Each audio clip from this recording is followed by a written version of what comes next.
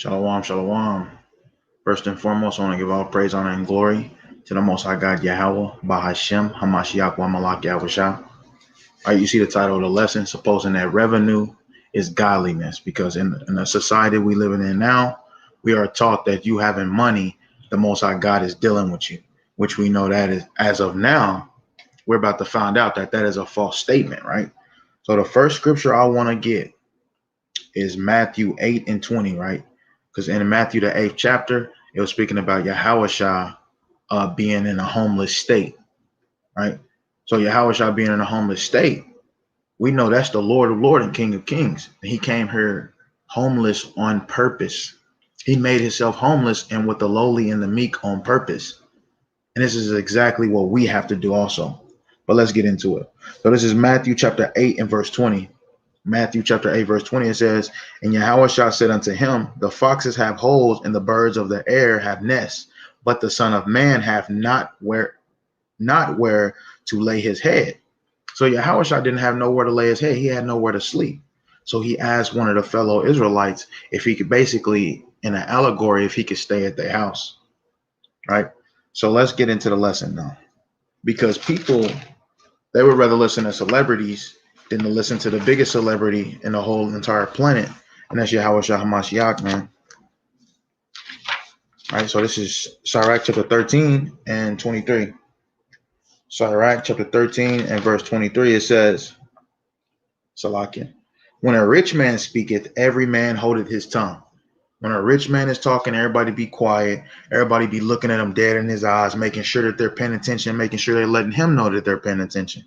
Right? This is how the world is. You can look at it on numerous accounts of celebrities talking to ordinary fans or people. It says, when a rich man speaketh, every man holdeth his tongue, and look what he said. They extol it to the clouds.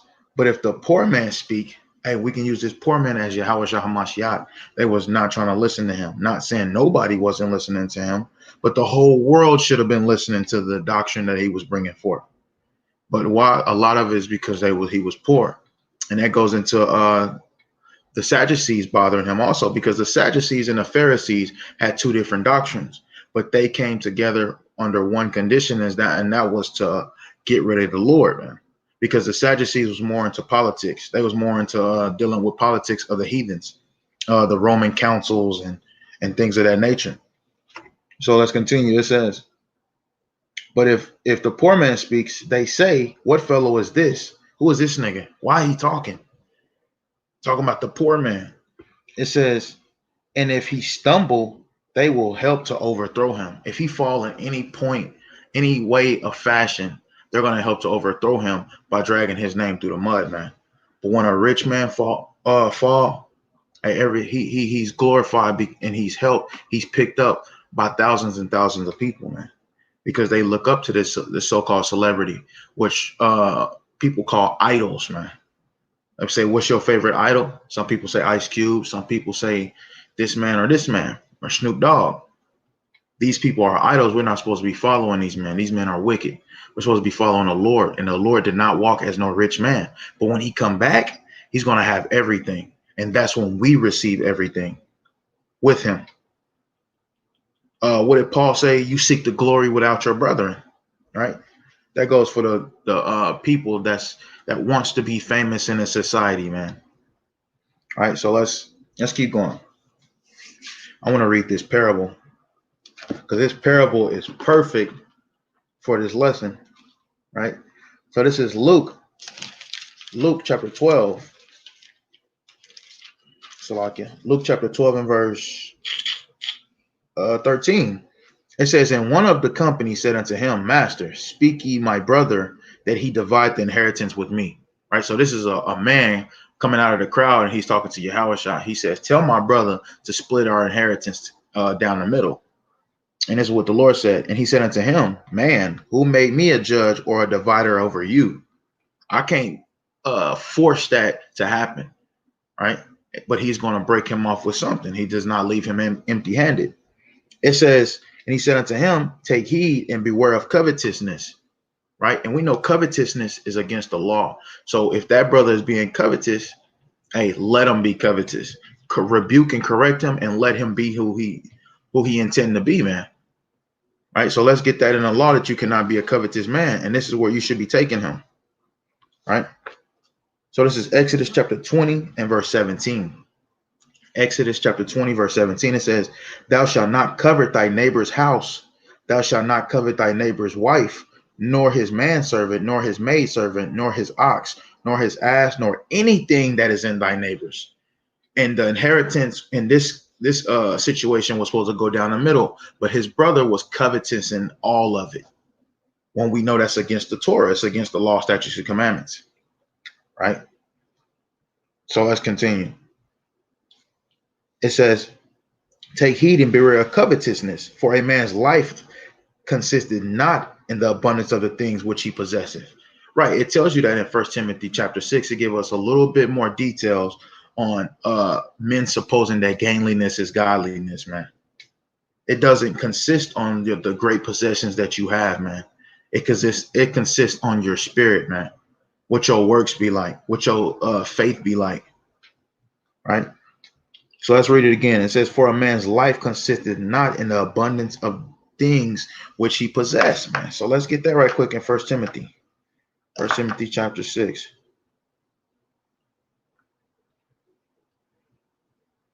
Right? So like, yeah. 1 Timothy chapter 6. Guys, so this is 1 Timothy chapter 6 and verse 5. It says, I'm going to start at 3. "If any man teach otherwise and consent not to wholesome words." Wholesome words is the whole Bible in totality. "Even the words of our Lord Yahweh Shah Mashiach," right? And he says to suffer as he suffered, walk as he walked, take up your cross and follow him, man. It was nothing glorious about the Lord carrying that cross. And he tells you to do the same thing, man, which is symbolic for go through the suffering that you have to go through. You don't have to be rich. It's not need for you to be rich. Hey, matter of fact, it tells us that in Micah. Let's get that right quick. We'll get back to that in a second. Let's get that in Micah. Right? Micah chapter 2 and verse 10. It says, "Arise ye and depart, for this is not your rest, because it is polluted. It shall destroy you with a sword destruction." So this is not our rest. This place is set up for a prison for the nation of Israel. Right? And it's polluted, man. And it will destroy us with a sword destruction, dealing with the lust, dealing with the foods that you eat. Hey, the laws and statutes and commandments that you have to keep, you're unable to keep them here because it is so polluted here, right? So we have to arise ye and depart. We have to spiritually depart from this place, man. Try to stay in the spirit the best way we can. So going back to 1 Timothy chapter 6, it says, "Even the words of our Lord Yahweh Shah Mashiach, and to the doctrine which is according to godliness." So the doctrine goes into the Bible in totality. This is what makes godliness. You following every word of the Bible that it instructs you to do in this captivity. Right. So let's continue. It says, "He is proud, knowing nothing, but dotting about questioning and strifes of words, whereof cometh envy, strife, railing, evil surmising, perverse, disputing of men of corrupt minds." And these are the characteristics of this wicked teacher. It says, "And destitute of the truth, supposing that gain is godliness, from such withdraw yourself." So Paul tells you straight up. He told Timothy, hey, withdraw yourself, get away from people that suppose that gain is godliness. Creflo Dollar suppose that gain is godliness. TD Jakes suppose that gain is godliness. And there's many a different other people out there that call themselves teachers that suppose that gain is godliness. Right? And we're not supposed to do that, man. Right? So let's go back to the story. It says, "For a man's," I'm gonna start at 15 all over. "And he said unto him, Take heed and beware of covetousness, for a man's life consisteth not in the abundance of the things which he possess." It's all about your spirit, man, what you're doing for the Lord. It says, "And he spake a parable unto them, saying," man, let me get another precept for this. Because this is a good parable, man. And it's definitely needed, man. Dealing with today's society, because today's society teach you, hey, Hey, do what you got to do to become wealthy and rich in this society, and you made it. You made it with the world, and you made it with the Most High. When the Most High doesn't want to have nothing to do with this society, right? That's why He's going to destroy it. So this is Job chapter 5, verse 2. It says, "For wrath killeth the foolish man, and envy slayeth the silly one." So you a silly ass man, and you're gonna be killed. You're gonna be slayed for being envious, man. And envious goes into covetousness. Hey, take what's yours and let it be that, man. Let's get another one. Matter of fact, let's go to Proverbs. Whatever you have, be content with it, because it was given to you for a reason. Some men can't handle having a lot of possession because it'll make them go off. Some men can't handle not having anything at all because it'll make them go off, right? The Most High gave you every man to his several ability, right? So this is Proverbs chapter 30 and verse 7, and this will give you even more detail of what I'm going into. So this is Proverbs chapter 30 and verse 7. Proverbs chapter 30, verse 7, it says, "Two things have I required of thee, deny them not before I die." So he's talking to the Most High. He says, "I ask for two things. Please require me these things before I die. Give me these things before I die. Remove far from me vanity and lies." And we should all be asking for this from the Most High, especially in our prayers. It says, "Give me neither poverty nor riches." Poverty is a broke estate. You're not having anything. It says, "Nor riches. Feed me with food convenient for me." So your everyday meals that you get, that's convenient for you, man. You don't need, sometimes it's not needful for you to have a lot of money in your pocket where you can go wherever you want and get whatever you want to eat, man. Sometimes it's not good like that. That's why the Most High gave you, he gave you, like, you might have a not so decent job. The Most High set you at that job, and he wants you to struggle in first, because this is not our rest. This is a prison for the nation of Israel. And second, you might go off if he gives you more than what you're used to. Hey, what they say, if you want to kill a crackhead, give him $1 million. He gonna smoke it all up, and he gonna kill himself. All right, so let's continue. It says, verse 9, "Lest I be full and deny thee." Hey, and that's what you see with all the rich celebrities, man. They deny the Most High. Only time you hear them give praise to the Most High is at a damn award ceremony. And we know they're giving praises to Satan. All right, it's the same vibration, same energy every time. They want to, first and foremost, they want to give praises to God. But their whole career of music or acting or whatever is wicked. So who are you really giving praise to? Right, so let's read it again. "Lest I be full and deny thee, and say, who is the Lord?" Right, and you don't have to literally say that. You say that by your actions. It says, "Or lest I be poor and steal and take the name of my God in vain." So when it goes back to Exodus chapter 20 and it says, "Thou shalt not take the Lord's name in vain," that is representing him in a wrong way. Stealing is representing the Most High God in the wrong way. You knowing you're an Israelite and you're stealing, you're representing the Most High God in the wrong way. You're taking his name in vain. You stealing is a lack of faith, and you're showing God, I'll just go get it myself, right? Lack of faith, right? So let's go back to the Luke chapter 12, and we left off at verse 16. It says, "And he spake a parable unto them, saying, the ground of a certain rich man brought forth plentiful." So this man, this certain man, he had great possessions. He had everything he needed. He had crops. He had cattle. He had the farm. He had the chicken. He had the eggs. And he had the butter, the milk. He had everything he needed. Right? It says, "The ground of a certain rich man brought forth plentiful." It says, "And he thought within himself, saying, what shall I do? Because I have no room where to bestow my fruits." So this is the typical rich man. Typical, man. What am I going to do? Should I build another one? Should I buy more land? Should I get more chickens? It would look good if they was over here and over here. Right? This is the mindset of a rich man, just trying to grow and make his land, and basically only think about himself, man. When you see all those celebrities, man, they only thinking about themselves, right? And they're called gatekeepers. As long as they can make it, they will shut down whoever tries to come and build up their nation, build up the nation. Right? They will help the white man tear them down. They're called gatekeepers. Well, let's continue. It says, and he thought within himself, saying, what shall I do? Because I have no room where to bestow my fruits. And he said, this will I do. I will pull down my barns. He said, I'm going to tear down my barns that I have. I'm going to tear them down. It says, and build greater, and there will I bestow all my fruits and my goods. So he said, I'm going to tear down the old barn, and I'm going to make an even bigger one. You know, I'm going to have one with a drive-in, a driveway. This is, I'm talking about it. I'm thinking in a modern way. Have a drive-in, a driveway. Right. So let's continue. It says, and I will say to my soul, thou hast much goods laid up for many years. Take thine ease, eat, drink, and be merry.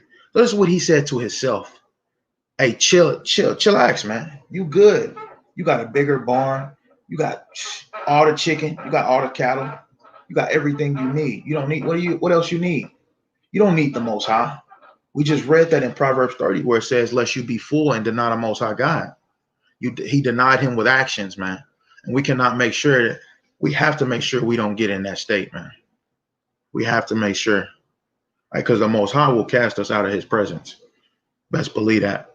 All right, so let's get a precept for this. It's like I need some water.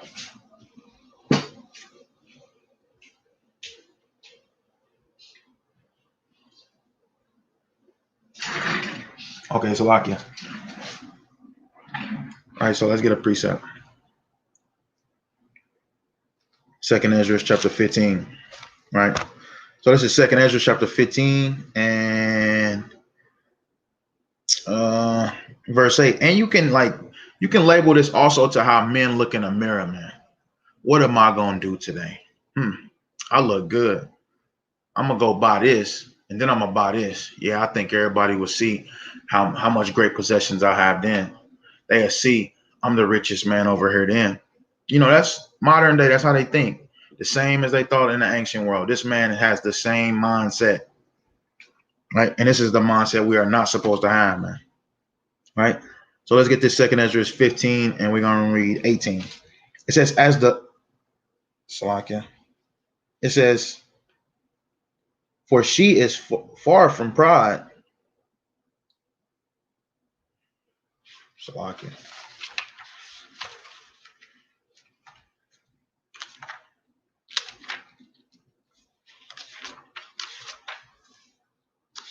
All right, Con.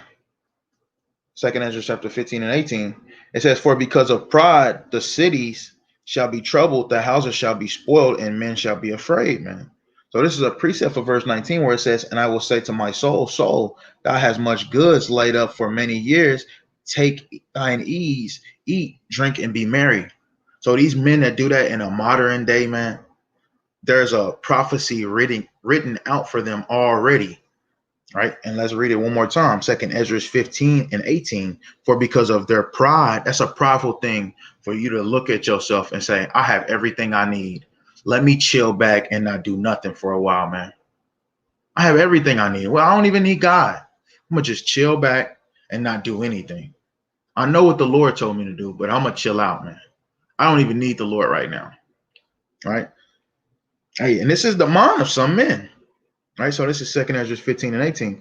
For because of their pride, the city shall be troubled, and the houses shall be destroyed, and men shall be afraid. Somebody's coming to get that stuff, man. Eventually, somebody's coming to get that. And everything you work hard for, everything you labor for is gonna come to naught, man. Let's keep going though. Verse 19, a man shall have no pity upon his neighbor.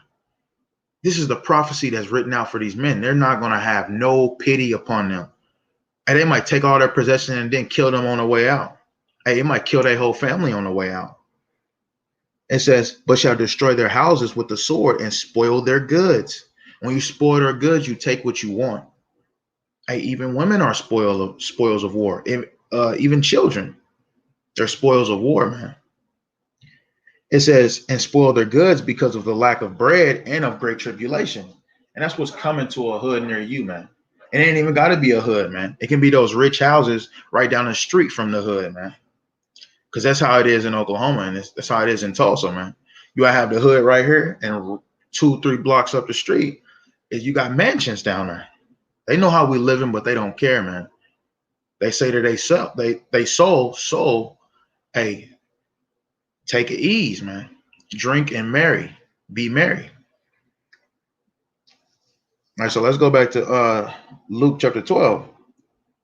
Luke chapter 12 and verse 19. And I will say to my soul, thou hast much goods laid up for many years. Take thine ease, eat and drink and be merry, man. Take ease, drink and be merry. That's what he said, right? So this is Wisdom of Solomon, chapter 5 and verse 8. It says, what had pride profited us, or what good have riches with our vaunting brought us? This is what we should be saying as a people, because we always been a rich and royal people, man. And it tells us that in Isaiah. Let's get that right quick. It tells us that in Isaiah, man. It tells you in Ezekiel also that this is why the Most High overthrew us, man, because we was prideful. We had everything we needed in our land, and none made us afraid, not even the Most High. Because when you have great possessions, you feel like you can't be touched, man. You feel like you don't need God, or you feel like you can overthrow God. Hey, that's called pride, man. So this is Isaiah chapter 2 and verse 6. Therefore thou hast forsaken the people, thy people, the house of Jacob, because they be replenished from the east, and are soothsayers like the Philistines, and they please themselves in the children of strangers. Their land also is full of silver and gold, neither is there any end of their treasures. Their land is full of horses, neither is there any end of their chariots. It says their land is also full of idols. They worship the work of their own hands, that which their own fingers have made.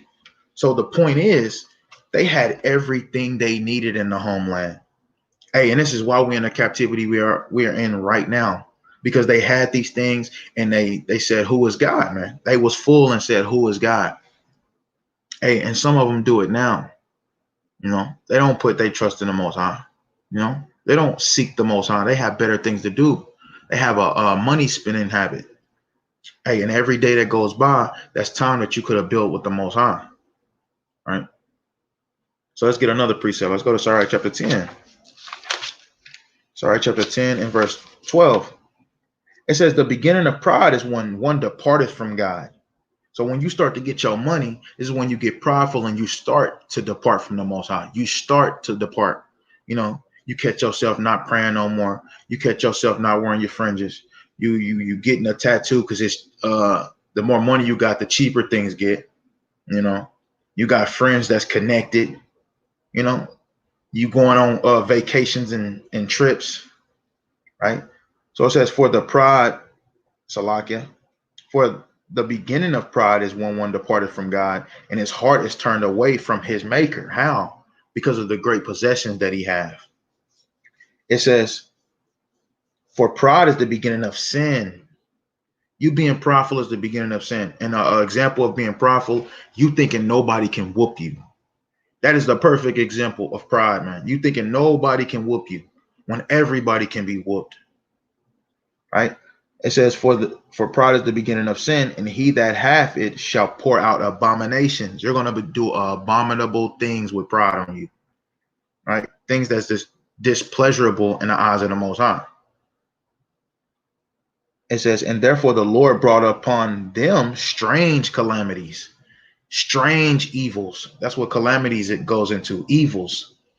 He makes evils cleave unto you, right? Just like he did for the whole nation of Israel for being prideful. All right. It says, and overthrew them utterly. And that's just what it is. Pride is the beginning of sin, man. But let's continue.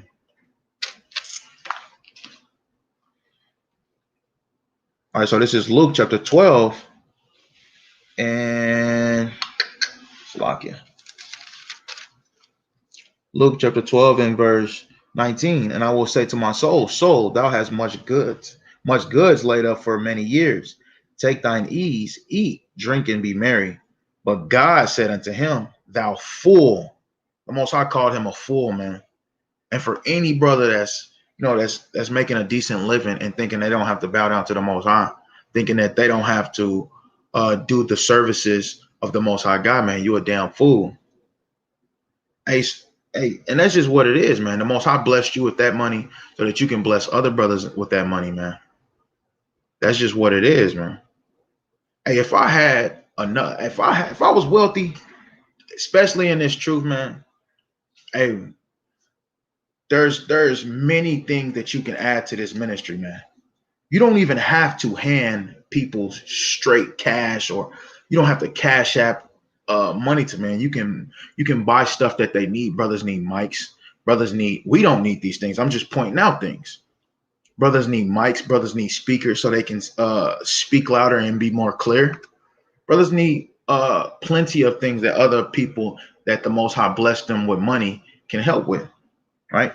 What they say to their soul, I'm gonna just chill back with all this money I got because I have all this money and I have no need of nothing else, right? So let's continue. It says, but God said unto him, thou fool, this night thy soul shall be required of thee. The Lord says, you gonna die tonight. For you having that foolish thought, you're gonna die tonight. And this is what he do to certain celebrities, certain men that have wealth, that has this wealth. Most High, like, I'm gonna kill you, man. It says, then who shall those things be which thou hast provided? So everything that you gathered, who is it gonna be now? Right? And there's precepts on that also. Let's go to Proverbs. Proverbs chapter 13.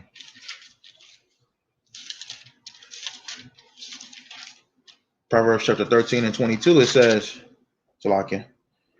It says, a good man leaveth an inheritance to his children's children, and the wealth of the sinner is laid up for the just. So that's exactly what he's talking about in Luke chapter 12, man.